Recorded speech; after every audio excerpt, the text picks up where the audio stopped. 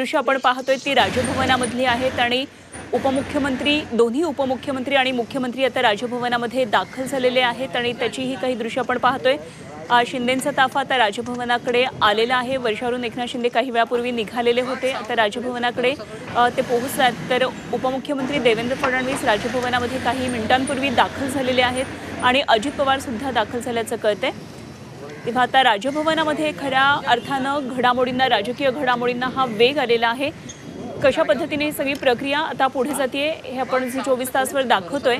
काही वेळामध्ये मुख्यमंत्री पदावरून एकनाथ शिंदे राजीनामा देतील आणि हे सर्व प्रक्रियेप्रमाणे होते आणि त्यानंतर काळजीवाहू मुख्यमंत्री म्हणून ते काम पाहणार आहेत। मात्र हा कालावधी सुद्धा तितकाच महत्त्वाचा आहे, कारण या कालावधीमध्ये राज्यातल्या सर्व राजकीय घडामोडी आणखी वेगाने घडतील। कारण अजूनही मुख्यमंत्री पदावर कोण येणार, कोणाचं नावं जरी दोन्ही चर्चेत असली तरी सुद्धा कोणाच्या नावावर शिक्कामोर्तब होणार हे दिल्लीमध्ये घडणार आहे। त्यामुळे सध्या जरी राज्यामध्ये घडामोडी घडत असल्या तरी सुद्धा दिल्ली नेहमीप्रमाणे केंद्रस्थानी आहे।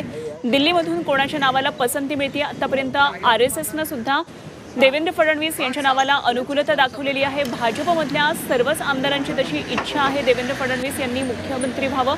त्याचप्रमाणे राष्ट्रवादीनं सुद्धा पाठिंबा दिलेला आहे देवेंद्र फडणवीस यांच्या नावाला आणि त्यामुळे काय नेमक्या या सगळ्या घडामोडी मुख्यमंत्री पदाबाबतच्या होतात, कोणाच्या नावावर शिक्कामोर्तब होते बघणं महत्त्वाचं आहे। आणि त्याच दरम्यान आणखी एक महत्त्वाची घडामोड आणि चर्चेचा विषय सध्या राजकीय वर्तुळात गाजतोय तो म्हणजे गुजरात पॅटर्नप्रमाणे मंत्रिमंडळ असेल अशी एक शक्यता आहे। त्यामुळे या गुजरात पॅटर्नप्रमाणे नवीन चेहऱ्यांना मंत्रिमंडळामध्ये संधी दिली जाते।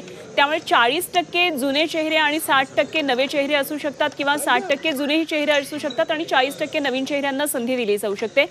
जसं भाजपमध्ये सूत्र ठरेल त्याचप्रमाणे शिंदे गटाकडे, शिवसेनेकडे सुद्धा तशीच मागणी करण्यात येईल। नवीन चेहऱ्यांना संधी देण्यासाठी कोणाची नेमकी नावं पुढे येत आहेत हे सुद्धा बघणं महत्त्वाचं ठरणार आहे। एकीकडे मंत्रिमंडळामध्ये समावेश होण्यासाठी उत्सुकता लागलेली आहे नवीन जे आमदार निवडून आलेत त्यांच्यामध्ये, आणि दुसरीकडे मुख्यमंत्री पदासाठी सुद्धा बरीच चर्चा सुरू आहे। आणि आपण तिसऱ्या बाजूला पाहतोय ती म्हणजे जी मोठी प्रशासकीय प्रक्रिया असते या संदर्भातली ती सध्या सुरू आहे। राजभवनावरच्या या सगळ्या हालचाली, या सर्व घडामोडी आपण पाहतो आहोत। काही वेळापूर्वीची, काही मिनिटांपूर्वीची ही दृश्य आपण झी 24 तासवर पाहतोय। शिंदे वर्षा या त्यांच्या शासकीय निवासस्थानामधून निघालेले आहेत। मुख्यमंत्री शिंदे आपल्या पदाचा राजीनामा देतील। मुख्यमंत्र्यांचा राजीनामा म्हणजे मंत्रिमंडळाचा राजीनामा असतो, त्यामुळे 14वी विधानसभा काही वेळामध्ये आता संपुष्टात येईल आणि 15व्या विधानसभेसाठी ह्या सगळ्या हालचाली सुरू आहे, ती सर्व प्रोसेस चालू आहे। देवेंद्र फडणवीस उपमुख्यमंत्री काही वेळापूर्वी राजभवनात दाखल झाले, त्याची काही दृश्य आपण पाहतोय। तेव्हा आता खऱ्या अर्थानं सर्वांचं लक्ष लागलेलं आहे ते राजभवनातल्या घडामोडींकडे।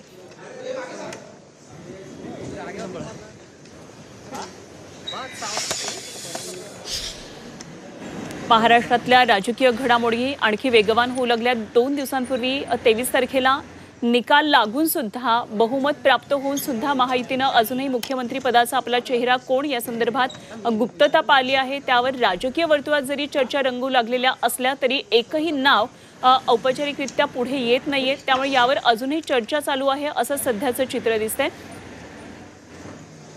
दिल्लीमध्ये या सगळ्या राजकीय घडामोडी सध्या सुप्तावस्थेत घडत असल्या तरी अर्थातच महाराष्ट्रातल्या राजकारणामधून या सगळ्या घडामोडी पाहणं तितकंच महत्त्वाचं आहे। आणि आपण ही थेट दृश्य पाहतोय सध्या राजभवनावरची। या सर्व घडामोडींवर आमचे प्रतिनिधी लक्ष ठेवून आहेत।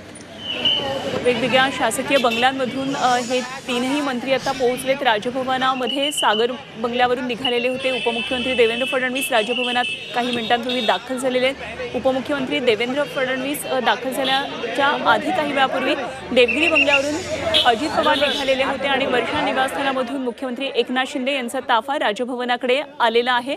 आणि आता मुख्यमंत्री सुद्धा काही क्षणामध्ये राजभवनामध्ये पोहोचतात आणि पुढच्या ज्या सगळ्या प्रक्रिया या संदर्भातल्या आहेत प्रशासकीय त्या आता पार पाडल्या जातील।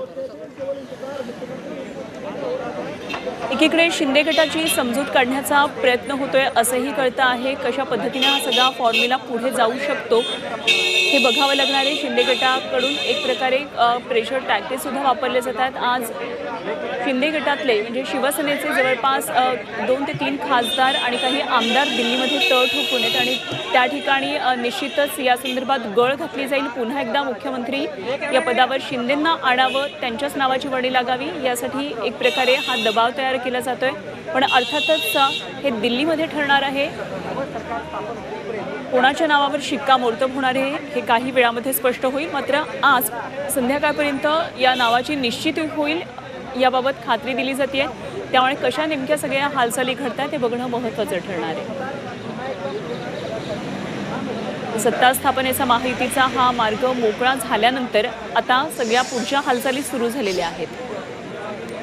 महायुतीत भाजपचे तब्बल 132 आमदार निवडून आल्यानंतर मुख्यमंत्री भाजपाचाच असावा अशा प्रकारे एक शक्यता अधिक मानली जात आहे. काही वेळापूर्वी संजय राऊत यांनी सुद्धा पत्रकार परिषदेमध्ये म्हटलंय की बहुमताचा आकडा भाजपचा असल्यामुळे तेच खरं तर हक्कदार आहेत या मुख्यमंत्रीपदाचे.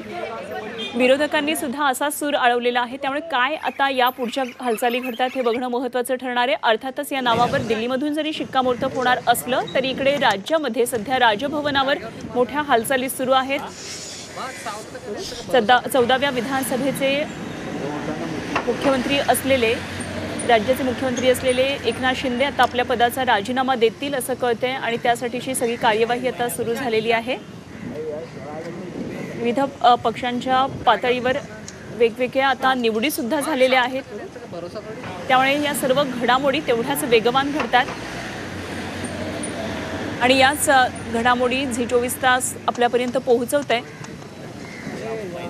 प्रशासकीय अधिकारी सुद्धा या ठिकाणी पोहोचलेले आहेत. भूषण गगराणी आपल्याला दिसत आहेत आणि मुख्यमंत्री एकनाथ शिंदे आता राजभवनामध्ये पोहोचलेले आहेत. त्यांचे स्वागत केलं जात आहे. राजभवनामध्ये आता राज्यपालांना भेटून पुढची कार्यवाही सुरू होईल.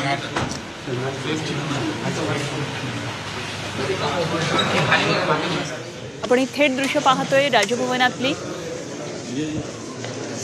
मुख्यमंत्र्यांचा ताफा वर्षा बंगल्यावरून काही वेळापूर्वी निघालेला होता. राजभवनामध्ये पोहोचलात आणि राजभवनावर आधीच उपस्थित आहेत उपमुख्यमंत्री देवेंद्र फडणवीस आणि अजित पवार. त्याचबरोबर मुख्यमंत्र्यांबरोबर दीपक केसरकर, दादा भुसे, शिवसेनेचे काही आमदार सुद्धा या ठिकाणी आलेले आहेत.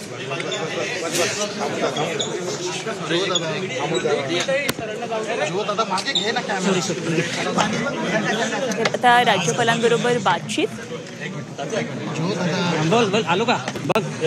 मुख्यमंत्र्यांच्या शेजारी बसलेले आहेत उपमुख्यमंत्री देवेंद्र फडणवीस आणि त्यांच्या शेजारी बसले आहेत अजित पवार. त्याचबरोबर दीपक केसरकर, दादा भुसे सुद्धा आलेले आहेत.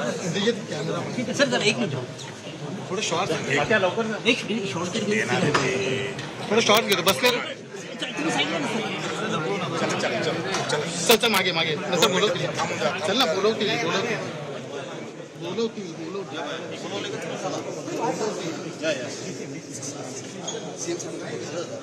खऱ्या अर्थानं महाराष्ट्राच्या राजकारणातली काही ऐतिहासिक वर्ष जर ठरली असती तर ती गेली 5 वर्ष.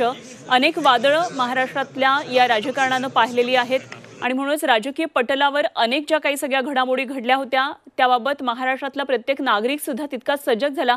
म्हणूनच ही दृश्य अत्यंत महत्त्वाची आहेत. कशा प्रकारे हे सगळं राजकारण होतंय आणि सत्ता स्थापन होत असताना नेमकी कशी प्रक्रिया राबवली जाते याचीच ही दृश्य आपण पाहतो.